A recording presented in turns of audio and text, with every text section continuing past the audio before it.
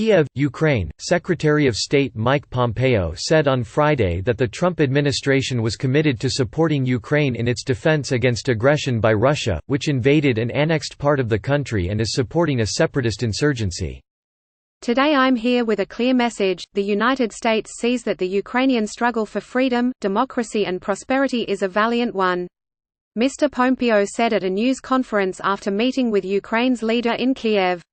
Our commitment to support it will not waver. Ukraine is a bulwark between freedom and authoritarianism in Eastern Europe, Mr. Pompeo added.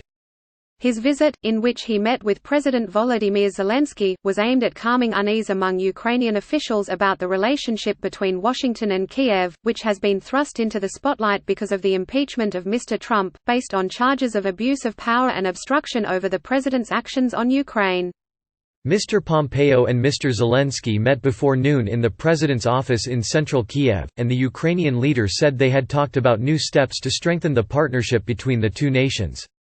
I don't think these friendly and warm relations have been influenced by the impeachment trial of the president, he said when asked about whether Mr. Trump's impeachment had affected ties between Kiev and Washington. Mr. Zelensky reiterated that he was ready to meet with Mr. Trump in an official White House visit, which would be an important signal of the status of American support for Ukraine. But Mr. Pompeo said no visit had been scheduled. "We'll find the right time," he said. While the two officials offered reassurances that relations were strong, Mr. Pompeo's message that Mr. Trump was not ready to receive Mr. Zelensky at the White House was a blow to the Ukrainian president's national security strategy. Since becoming president last May, Mr. Zelensky has stressed to American officials that he wants the visit, with the intent of sending a signal to Moscow. Evidence that Mr. Trump had demanded, in return for such a visit, that Ukraine start an investigation that would benefit him politically, became an important part of the impeachment inquiry. If there is anything we can negotiate and discuss, and if I can bring something back home, I am ready to go straight away," Mr. Zelensky said on Friday. Mr. Pompeo was the first official from Mr. Trump's cabinet to meet with Mr. Zelensky since the impeachment inquiry began last fall.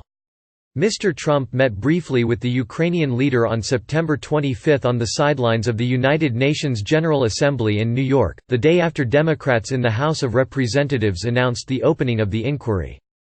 The Democrats' move was prompted by a formal complaint filed by a CIA whistleblower who said that Mr. Trump had pressed Mr. Zelensky in a July 25 call for political favors at the same time he was withholding from Ukraine $391 million of military aid mandated by Congress. The impeachment trial in the Senate began this month but appeared as of early Friday to be moving to a swift close. The military aid from Washington, which the White House released on September 11, after Mr. Trump heard about the formal whistleblower complaint, is aimed at helping Ukrainian soldiers fight a years-long Russian-backed insurgency in eastern Ukraine. Hundreds of Russian soldiers are in the region, the Donbas, American officials say.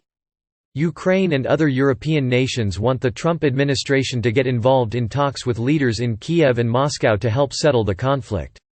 On Friday morning, as snow fell lightly in Kiev, Mr. Pompeo met with Vadim Prystaiko, Ukraine's foreign minister, and went to the Golden Domed St. Michael's Cathedral downtown to attend a wreath-laying ceremony for the soldiers who have died fighting in the Donbas.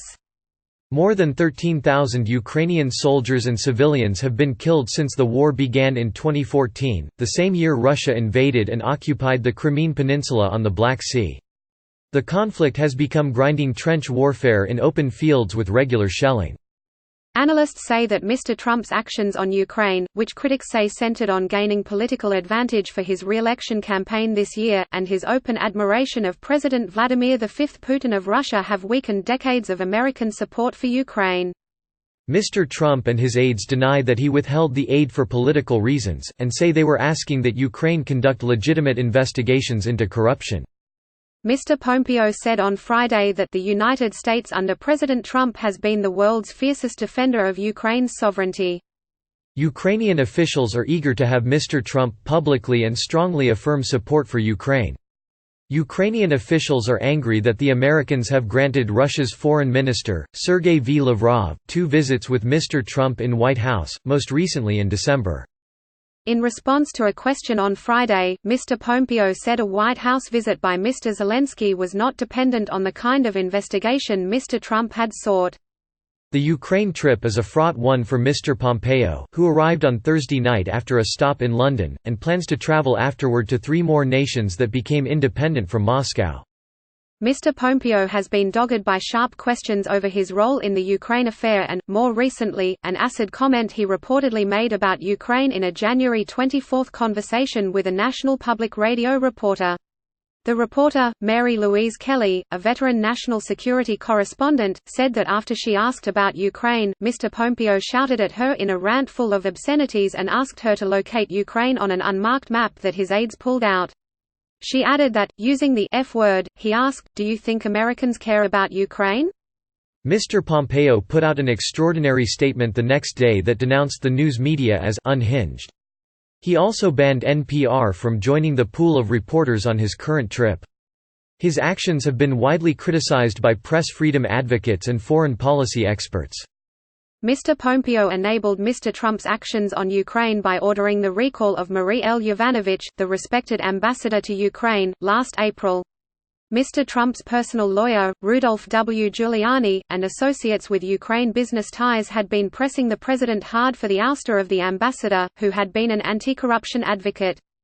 In May, after Ms. Yovanovitch moved back to Washington, Mr. Pompeo asked a former ambassador to Ukraine and veteran diplomat, William B. Taylor, Jr., to be chief of mission until a new ambassador was appointed. Mr. Taylor, along with Ms. Yovanovitch and other diplomats, defied administration orders not to testify in the impeachment inquiry. Mr. Taylor spoke of how he gradually discovered Mr. Trump's Ukraine plans over the summer, which administration critics say undermined American support of Ukraine by withholding aid. Mr. Trump's main demand of Mr. Zelensky was that he announce investigations into Joseph R. Biden Jr., the former vice president and a leading Democratic presidential candidate, and his son Hunter Biden, who had been on the board of Burisma Holdings, a Ukrainian energy company. There is no evidence or suggestion that the older Mr. Biden acted inappropriately on Ukraine policy because of his son's corporate ties. On several occasions, Mr. Pompeo, an ardent Trump loyalist, has reiterated Mr. Trump's conspiratorial assertions about Ukraine, the Bidens and questions of interference in the 2016 presidential election, assertions that have been discredited and have angered the Ukrainians. As Secretary of State and CIA Director, Mike Pompeo had every opportunity to put his mark on Russia and Ukraine policy, said Andrew S. Weiss, a former American official who worked on Russia and Ukraine and is now at the Carnegie Endowment for International Peace, but at nearly every turn he focused instead on the audience of one, Donald Trump. That's why he turned a blind eye when Trump and cronies like Rudy Giuliani decided to totally dismantle the Ukraine policy framework that has been in place since 1991 and, knowingly or unknowingly, did a huge solid for the Kremlin, he added. Making a short pit stop in Kiev hardly begins to undo the damage that has been wrought. Mr. Pompeo cancelled planned trips to Ukraine twice, once in November and once at the start of January. Russia is fighting a hybrid war against Ukraine, Europe and the United States, Mr. Taylor wrote in a January 26 opinion piece in The New York Times. This war has many components: armed military aggression, energy supply, cyber attacks, disinformation and election interference. On each of these battlegrounds, Ukraine is the front line. Maria Varenikova contributed reporting from Kiev.